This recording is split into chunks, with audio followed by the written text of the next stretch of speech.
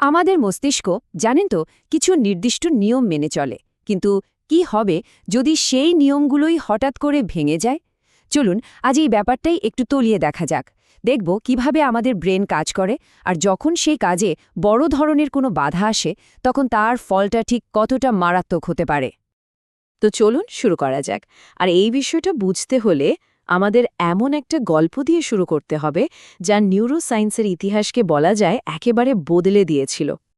সময়টা ছিল 1848 সাল। ফিনিয়াস গেজ নামে একজন রেলরোড ফোরম্যানের সাথে এক ভয়ঙ্কর দুর্ঘটনা ঘটে। একটা লোহার রড সোজা তার মাথার ভেতর দিয়ে এপার ওপার হয়ে যায়। ভাবা যায়, এতে তার মস্তিষ্কের প্রিফ্রন্টাল কর্টেক্সের একটা বড় অংশই নষ্ট হয়ে যায়। অবাক করা ব্যাপার হলো, তিনি কিন্তু বেঁচে গিয়েছিলেন, কিন্তু তার বন্ধুরা বলতে শুরু করল, ও তো আর আগের গেজ নেই।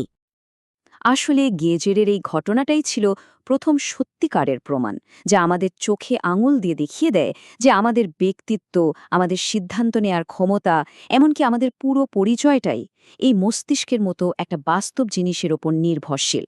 প্রশ্নটা হলো, সামান্য একটা শারীরিক আঘাত কিভাবে একজন মানুষকে ভেতর থেকে এতটা বদলে দিতে পারে? এটা কিভাবে সম্ভব তা বুঝতে হলে আমাদের আগে জানতে হবে যে আমাদের মস্তিষ্ক আসলে কিছু নির্দিষ্ট নিয়মের ওপর চলে। লেখক জন ম্যাডিনা এই নিয়মগুলোকেই বলেছেন ব্রেইন রুলস। মজার ব্যাপার কি জানেন? আমাদের জীবনের প্রত্যেকটা অভিজ্ঞতা, যা কিছু আমরা শিখি বা দেখি, সেগুলো কিন্তু শারীরিকভাবেই আমাদের মস্তিষ্কের গঠন বদলে দেয়। আর ঠিক এ কারণেই প্রত্যেকটা মানুষের ব্রেন একে অপরের থেকে আলাদা। আর মস্তিষ্কের এই ওয়্যারিং বা গঠন কিন্তু খুব সংবেদনশীল। ধরুন, দীর্ঘ সময় ধরে যদি কেউ মানসিক চাপে থাকে, তাহলে সেটা মস্তিষ্কের হিপোক্যাম্পাস নামের একটা অংশের কোষগুলোকে নষ্ট করে দেয়। আর এর ফলে কি হয়? আমাদের শেখার এবং মনে রাখার ক্ষমতা মারাত্মকভাবে কমে যায়। শুধু তাই না, আমাদের মস্তিষ্ক কিন্তু সারাক্ষণই সিদ্ধান্ত নিচ্ছে কোনটা মনে রাখব, কোনটা রাখব না। আর এই সিদ্ধান্তটা নেওয়ার জন্য ও আবেগকে একটা সিগন্যাল হিসাবে ব্যবহার করে। মানে, যে বিষয়ে আবেগ বেশি, ব্রেন ধরে নেয় সেটাই বেশি গুরুত্বপূর্ণ, আর সেটাকেই মনে রাখে। তো এই নিয়মগুলো থেকে বোঝা যায় যে একটা সুস্থ মস্তিষ্ক কিভাবে কাজ করে। কিন্তু এখান থেকেই আসল প্রশ্নটা আসে, কি হবে যখন কোনো শারীরিক আঘাতের কারণে এই নিয়মগুলোই ভেঙে যায়? তখন কি ঘটে?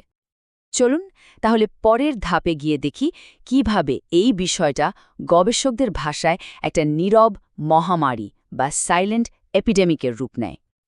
সারা বিশ্বে প্রতি বছর প্রায় 6,90,00,000 মানুষ ট্রমাটিক ব্রেন ইনজুরি বা সংক্ষেপে টিবিআইয়ের শিকার হন।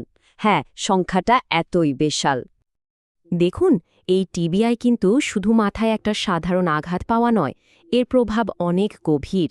এটা একজন মানুষের জ্ঞান, আবেগ, আচরণ, এমনকি তার ব্যক্তিত্ব পর্যন্ত সবকিছুর ওপর একটা মারাত্মক আর স্থায়ী বদল এনে দিতে পারে।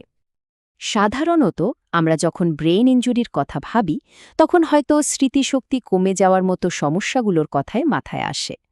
কিন্তু আসল সত্যিটা হলো, এর সবচেয়ে গভীর পরিবর্তনগুলো অনেক সময় বাইরে থেকে বোঝাই যায় না। যেমন, গবেষণা বলছে টিবিআইতে আক্রান্ত অর্ধেকেরও বেশি মানুষের যৌন জীবনে বড় ধরনের পরিবর্তন আসে। আর এই প্রভাবটা কিন্তু আঘাত পাওয়ার 5 বছর পরেও থেকে যেতে পারে। তাহলে মূল ব্যাপারটা কি দাঁড়ালো?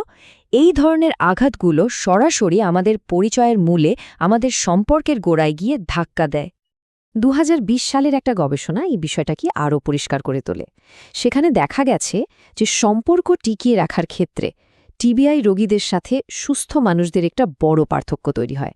বিশেষ করে সম্পর্কের প্রতি যে টান বা সম্পৃক্ততা, সেটা টিবিআই রোগীদের মধ্যে অনেকটাই কমে যায়।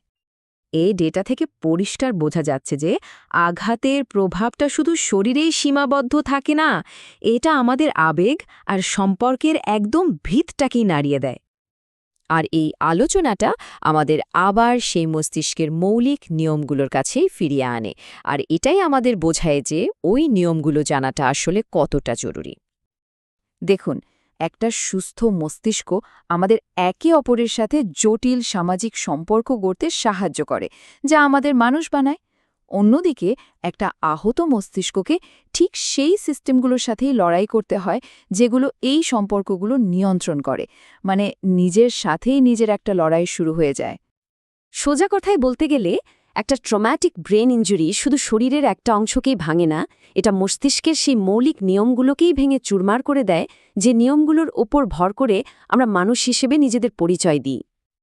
আসলে আমাদের মস্তিষ্কটা তো তৈরি হয়েছিল টিকে থাকার জন্য, এই জটিল সামাজিক আর পারিপার্শ্বিক পরিবেশে নিজেকে মানিয়ে নেওয়ার জন্য। আর একটা বড় আঘাত মস্তিষ্কের এই মূল উদ্দেশ্যটাকেই নষ্ট করে দেয়।